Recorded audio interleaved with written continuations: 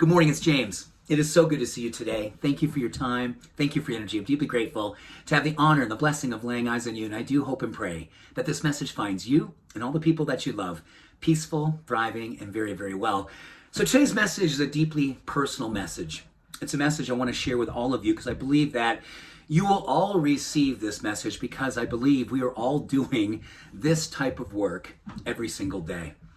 About 25 years ago, I began studying stoicism at a very deep level. I was reading Epictetus, I was reading about Marcus Aurelius, and I was reading about this philosophy about really having the opportunity to witness ourselves, navigate our life, and do it in such a way that we pay attention, we have a level of heroic self-awareness, heroic self-compassion, and a willingness to love ourselves into these different evolutions of our life.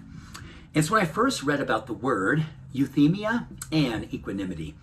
Euthymia is a dynamic way that we can have peace and presence and tranquility by continually watching the way that we live our life, coaching ourselves to live more peacefully, with more integrity, with more character, and continually knowing that this level of tranquility is always available to us as long as we practice equanimity. Another beautiful word. Equanimity is the way in which we notice when we're not necessarily living up to the way that we know we can, not judging, but allowing ourselves to coach ourselves back into a place of balance, centeredness, peace, character, integrity.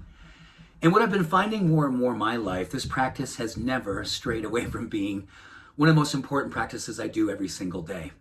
Think about times during your day where you may be witnessing yourself talking in such a way that you're going, that's not kind, that's not fair, that's not loving. And rather than just kind of calling it that, you say, but what could be loving? What could be kind? What can I do right now to bring myself back into equanimity? How can I help myself experience more euthymia? We've talked a lot about growth mindset. And I think for spiritual people, we are constantly looking for ways to evolve, to grow, to really close the gap on our good intentions. Equanimity and euthymia are wonderful ways that we can literally gamify the way that we practice these ways. We find ourselves watching, navigating relationships, navigating choices, habits that we really love, habits that may not be so good. But rather than judging ourselves and holding ourselves hostage to the judgment, we always add the affirmation of, but what could I do to return to center? What could I do to feel more tranquil, peaceful, alive, and aligned? What can I do to be more of a representation of the peace and love and purpose I want my life to be representing? This is a beautiful way of creating encouragement in our life, a beautiful way of witnessing the way we'd love to be showing up. All of us have work here. All of us stray from the path. All of us go into places where maybe a downward spiral starts to want to take us to a place that we're not happy, a place of judgment, a place of shame. But rather than going there, we recognize it. And beautifully and heroically, we pull ourselves back by coaching ourselves into what would you love to be more like? How would you love to be speaking to yourself? What actions would be in alignment with your heart and your soul and your purpose? And then witness yourself upward spiraling back into that practice, back into that presence. Euthymia, equanimity.